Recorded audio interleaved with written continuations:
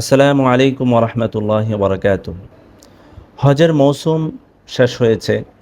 এই মুহূর্তে আল্লাহর বান্দাগণ প্রত্যেকে তার নিজ দেশে ফিরে যাচ্ছেন। একটি দেশের জন্য, একটি ভূখণ্ডের জন্য এটি অনেক বরকতের বিষয় যে আল্লাহর বান্দাগণ আল্লাহর ডাকে সাড়া দিয়ে হজ করতে গিয়েছেন এবং হজ সমাপন করে আবার নিজ দেশে ফিরে আসছেন। এটা কত বরকতের বিষয় সেটা বোঝার জন্যে আব্দুল্লাহ ইবনে আব্বাস রাদিয়াল্লাহু তাআলা আনহুর একটা কথা যদি আমরা শুনি তাহলে আমাদের বোঝাটা সহজ হয়ে যাবে। তিনি বলেন, হজ সমাপনকারী ব্যক্তিদের কি সম্মান এবং কি মর্যাদা, এটা যদি জনপদের অধিবাসীগণ জানতেন তাহলে তারা যখন দেশে ফিরে আসতেন প্রত্যেকে হাজী সাহেবানদের, হজ সমাপনকারীদের সাওয়ারিকেও চুমু খেতেন। অর্থাৎ তাদেরকে তো সম্মান করতেনই, তাদেরকে তো শুভেচ্ছা জানাতেন। তারা যেই সাওয়ারিতে, যেই পশুতে আরোহণ করে এসেছে সেটাকেও চুমু খেতেন।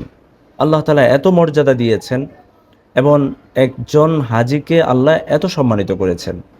এই জন্য হাজি সাহেবানদেরকে, হজ সমাপনকারীদেরকে ইস্তেকবাল করা, শুভেচ্ছা জানানো, এটি একটি উত্তম ও মাসনুন আমল।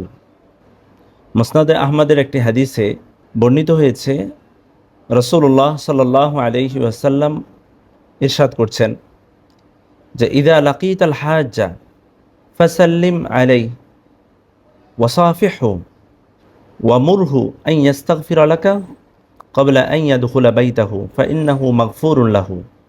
যখন তোমরা কোনো হজ সমাপনকারী ব্যক্তির সাথে সাক্ষাৎ করবে, অর্থাৎ হাজি সাহেবদের সাথে সাক্ষাৎ করবে, তখন তোমরা তাকে সালাম দিবে, তার সাথে মুসাফা করবে, তার কাছে ইস্তেগফারের দোয়া প্রার্থনা করবে সে ঘরে প্রবেশ করার পূর্বে পূর্বে। কারণ আজকে সে আল্লাহর থেকে ক্ষমাপ্রাপ্ত হয়ে ফিরে এসেছে।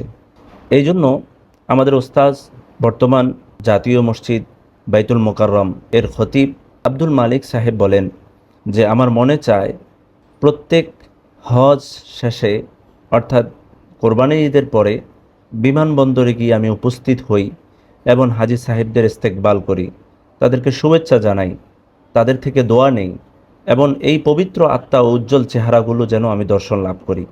তো সম্মানিত ভাই ও বোনেরা, আমরা খুব সহজে বুঝতে পেরেছি ওলামা মাশায়েখগণ কিংবা আমাদের বন্ধু বান্ধব, দোস্ত আহবাব কিংবা আমাদের আত্মীয় স্বজন অনেকে হজে গিয়েছেন, হজ থেকে তারা ফিরে আসছেন কিংবা আসবেন। আমরা এই মুহূর্তে আমরা এই মাসনুন আমলটা করতে পারি। মাসনুন আমলটি হলো যে আমরা তাদের সাথে সাক্ষাৎ করব, তাদের সাথে মোলাকাত করব এবং তাদের থেকে দোয়া নিব। আমাদের অনেকেই আছে এই মাসনুন আমলটি না জানার কারণে তাদের এই সৌভাগ্যটা হয় না যে হাজী সাহেবদের সাথে সাক্ষাৎ করা, তাদের এই সমুজ্জ্বল চেহারাটা দেখা, তাদের থেকে দোয়া নেওয়া, তাদের কাছে দোয়ার জন্য বলা, এই সৌভাগ্যটা আমাদের অনেকের হয় না এই মাসনুন আমলটা না জানার কারণে। আজকে থেকে আমরা এটা জেনে রাখব এবং সেভাবে আমরা আমল করার চেষ্টা করব।